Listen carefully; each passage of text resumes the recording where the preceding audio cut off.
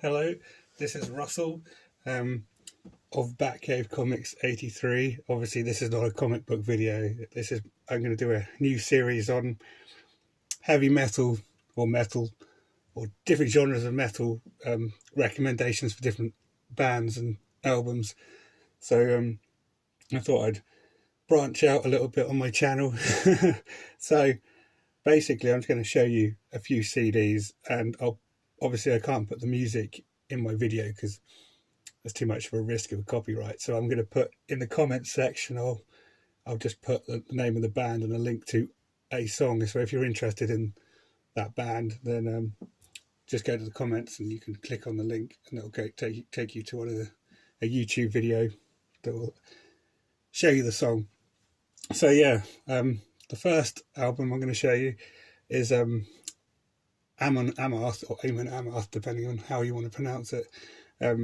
This one's called Jomsviking, and this is a really nice album. I mean, they're often thought of as, like, Viking metal.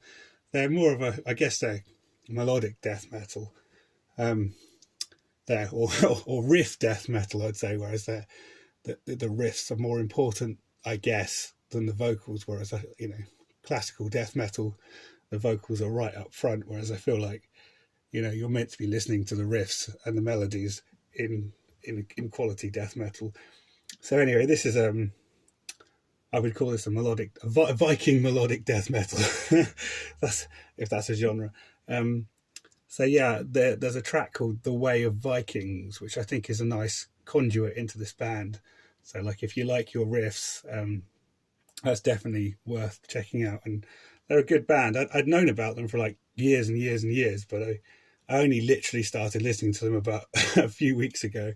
So yeah, that's one recommendation. So that album is Amon Amarth, Jomsviking, and the track in question is "The Way of Vikings."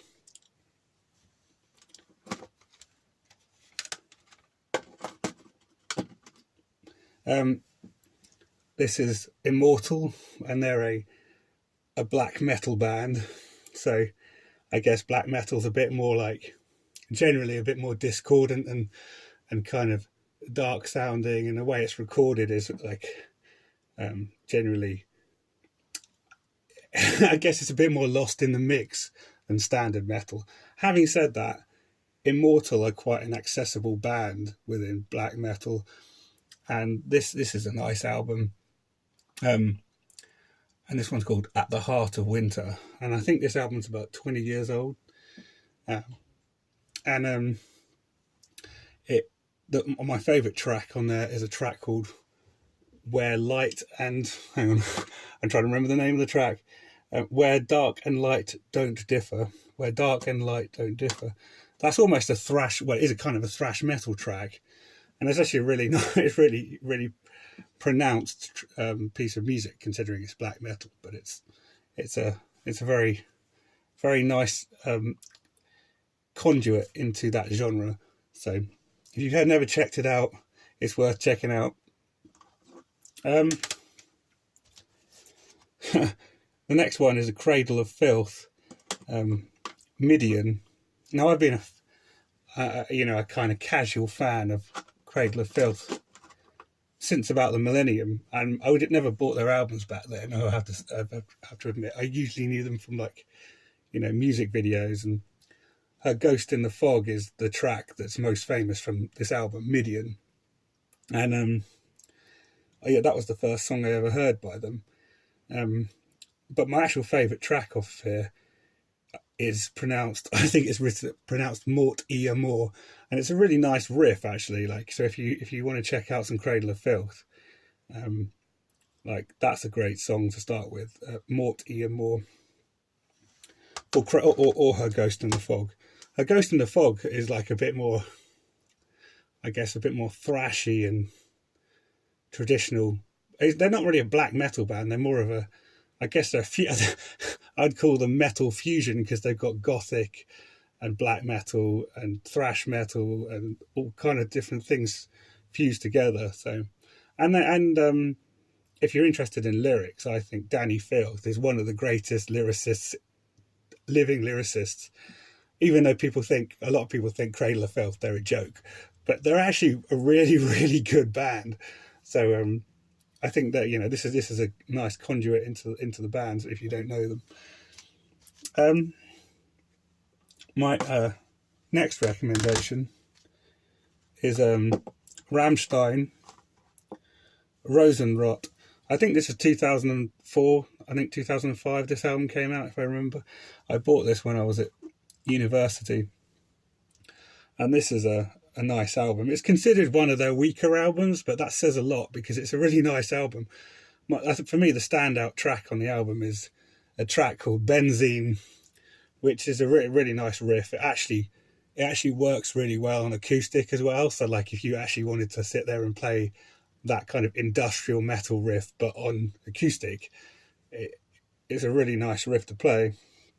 And you know, Rammstein is kind of one of the bands I started with when I first got into metal. And funnily enough, I've never seen them play live, even though I've been a fan for like 20 years. It's weird. Anyway, so that's a good album. The next album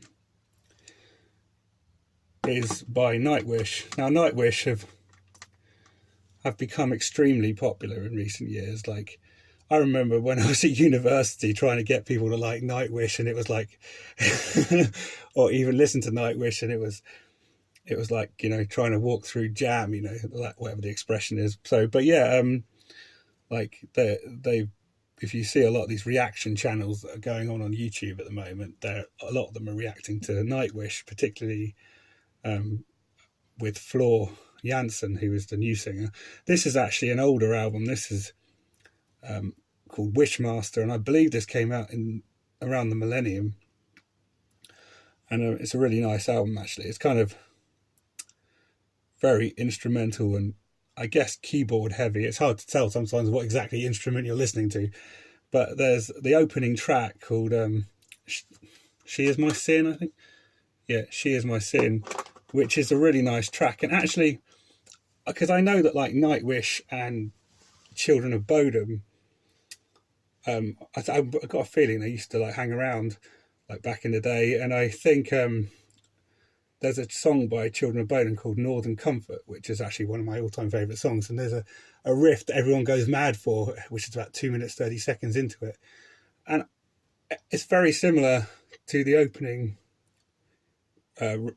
melody of She Is My Sin. So I always wondered whether they borrowed that, because they, you know, a lot of bands borrow bits and pieces and change the tempo and make it dramatic. So it's a very nice song. In fact, if you like that song, I'd check out the Children of Bodom one as well. But anyway, yeah, Nightwish, they're amazing. It's good that they're getting kind of more recognition these days.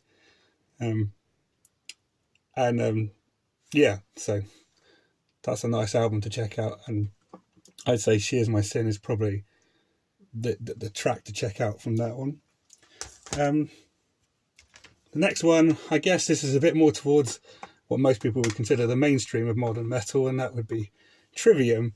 However, I think I know this is their first album, Ember To Inferno. I got this back in 2005 when Ascendancy was released, which was their second album. And this is actually, I would consider this to be Trivium's forgotten album, in the sense that like you very rarely see people cover songs from this like on guitar, whereas the albums following it get a lot of kind of recognition. But for me, this is one of their best albums. Like there's a track called Fugue, a Revelation, which is an amazing song with lots of amazing riffs. There's another song called Falling to Grey, which has got like I guess you call it tremolo picked intro. It's actually, I believe, borrowed from the band Stratovarius. I think the song's called Black Diamond. I think that was what the song was called. So it's a really nice intro, and it's very individual because we're talking about bands borrowing bits, but they borrow the they borrow it, but it makes a huge difference. The track is very, very individual. Sorry, I just leaned into the microphone there just to see if it's still actually recording. Yeah, so it's hard to recommend a particular track from this album because it's such a strong album in my opinion. But I'd say Falling to Grey is a good track, and also Fugue or Revelation. But every track on here is really good, and it's got a purity to it in the way that the riffs are formed, and it's kind of what I consider to be Trivium's core kind of style, what you see throughout songs later in their career, like off of what's the song? Trying to think. There's a song called "A Dark So Grey," which they released about the year 2010, and that's got a similar style of riff. And there's also riffs like that on their album Shogun. So yeah, it's a great album, and I highly recommend checking it out. But yeah, I mean, Trivium are a very, very good band. Like, they deserve their success. Now moving on to the kind of, I guess, slightly more obscure. This is a band called Disentomb. I believe I'm saying the name of the band right. Disentomb. And it's called the Decaying Light, this album. I believe they're an Australian band. I'm 90% sure 99% sure they're Australian. And this is a death metal album. So obviously death metal is a bit more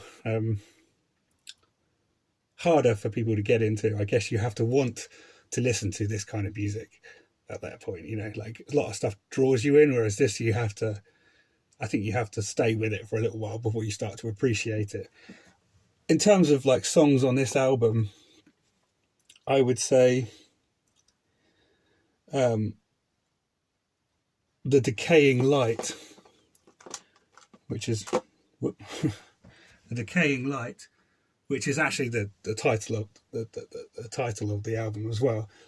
That's probably the most accessible track because, I don't know, a lot of them start straight in with the kind of death vocals, whereas this one's a bit more of a slower build. So yeah, but it's also got amazing artwork. Whoever did the artwork is a genius. Like it look like it's like fantasy art essentially. So yeah, that's another band worth looking at if you like death metal. Now, I mentioned them earlier in passing, but my favourite band of all time, and they'll always be my favourite band, is Children of Bodom. Now, this is their second album, Hatebreeder, and this is like, I mean, they're considered like one of the kings of melodic death metal, but they're more than just melodic death metal. They got power metal, and they're inspired by film soundtracks, and you know, they incorporate like bits of different like 90s action film scores and things, and classical and all these things into their music. And this is their second album. I believe it was originally released in 1998, but then they internationally released it in 1999. I mean, I'd love to say I was listening to it back in the day, but in 1998, I think my limit of my knowledge about music was The Offspring. So I would love to have found it. When I listen to it, like the old recordings from those days, it's weird because I can imagine sitting there playing my Nintendo whilst they're flying through these riffs. So, but yeah, this is a great album. It's hard to recommend a song, but because the whole album is a masterpiece. But the most accessible song, and I would say probably their most melodic song they ever wrote, is Bed of Razors. So there will be a link to that in the comments section, along with like links to songs for all the other albums. So if you're interested in metal and different genres of metal, you can obviously check those bands out through the links. So yeah, this is the first in a new series of videos looking at heavy metal albums, and I hope you enjoyed it, and I hope it wasn't too disjointed, and I hope I can actually switch the damn camera off because it always